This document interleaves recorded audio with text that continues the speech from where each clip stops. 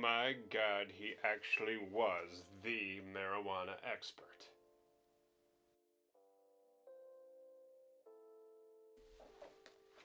Pen it up to here with this shtick. Thanks for joining us on the Cannabis Industry Lawyer, where I explain to you the marijuana laws so that you can change them. You're going to want to stick around until the end on this one because we've got a doozy. It's Dr. James C. Munch, the United States' first expert on marijuana, serving from 1938 until 1962. And at the end, I will tell you the most crazy actual testimony ever under oath that I've heard from the nation's first marijuana expert. Longest serving, 24 years. Hilarious testimony. So who's this Dr. James Munch? Well, Dr. James C. Munch from Temple University. He had a doctorate in philosophy, however, he majored in toxicology and pharmacology, which for some reason gave him the ability to become our nation's first marijuana expert. Cool beans, dude. He was way qualified. You know what the expert did? He studied dogs. That's what you could do back in the 30s. Animal studies. That's right. So, how did they study the dogs? Turns out, they injected the cannabis into their brains, which doesn't really work that well. Let's go to the documentation that we found.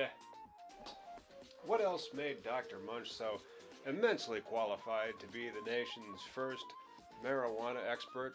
Well, he was the love child of both lies and chicanery, so he fit the right skill set. Anyway, Dr. Munch went on to testify. So Dr. Munch actually testified to his experiments with dogs in his expert capacity from Temple University as being a philosopher, even though he's majored in pharmacology and the pharmacopoeia and toxicology, which means, of course, nothing. But for some reason, somebody gave him dogs, and then he started giving them cannabis. And he said that sometimes there's an action in sometimes there's an action in 1 in 300 dogs is sensitive to it. The effects of marijuana on dogs are extremely variable. This is like what he testified to get him his job. That he had to give a lot of weed to dogs, and not very many of them seemed susceptible to it, and then the reactions were extremely variable. However, if some dogs did have a reaction to the dose, they got acclimated to the dose, and then after 6 years, they could no longer test on the animal because it was no longer serviceable, which is kind of hilarious. It's like, wait, so you're trying to find a problem. You found a tolerance, and then you said, well, they're no longer exhibiting the problem, so you excluded them from the study. You clearly are a scientist of philosophy and not a scientist, because otherwise you would have realized that's not science, that's just bullshit. Which is great. I mean, and then the thing is, if you try to find Dr. Munch's testimony or any testimony from 1937, it's difficult. It's kind of like the government knows that it fucked up, and so it's just hard to find certain cases and certain congressional records from this particular aspect of American history. I think it'll be really interesting once maybe Schumer's bill passes and cannabis is legal, if all these particular historical artifacts from the record start to come back, and we can see just how much of a big-ass lie it was. So anyway, Dr. Munch was the nation's expert on marijuana for 24 years. And what did he do besides find out that some dogs have a response to marijuana and other dogs don't have a response to marijuana? Well, he also used his expert opinions to provide testimony. And now it's what you've been waiting for. The craziest testimony ever from the nation's first marijuana expert. However, if this is your first time joining us on Cannabis Industry Lawyer and you're having a good time, please do consider clicking the subscribe button. Here's what you've been waiting for. What did Dr. Munch say under oath that got Henry J. Anslinger to write him a letter to tell him to stop testifying?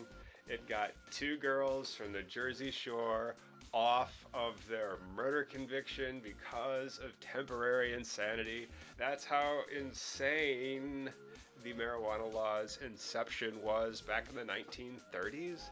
And so this is basically... So in January of 1938, in this trial in Newark, New Jersey, Dr. Munch, the pharmacologist from Temple, testified under oath, by the way, that his marijuana experiments on the dogs, that's right, where he found out that some dogs got high, some dogs didn't, and then once they got high, they got used to being high, so he had to like get new dogs to see if they would act weird. So after that, he said he puffed on a couple of cigarettes. He said, he testified that after 2 puffs on a marijuana cigarette, he was turned into a bat.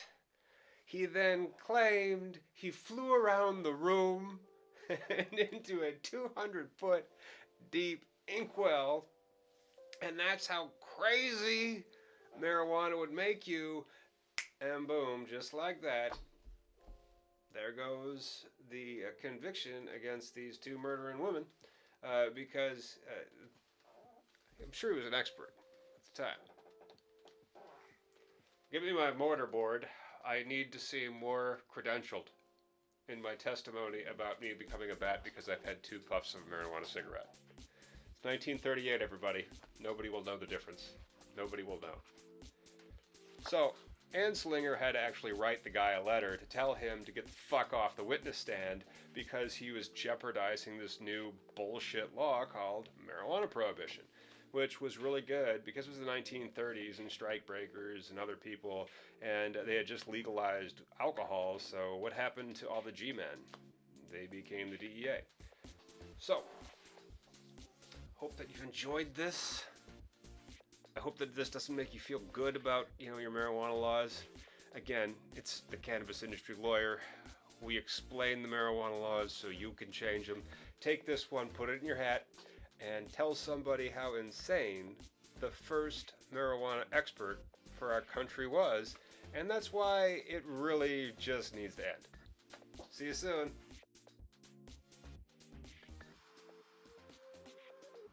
Now, if you've seen us before and you want to get a copy of the history of marijuana in America, in the case of U.S. v. Yerbas, just, ask us a question and then let us know where to send the book.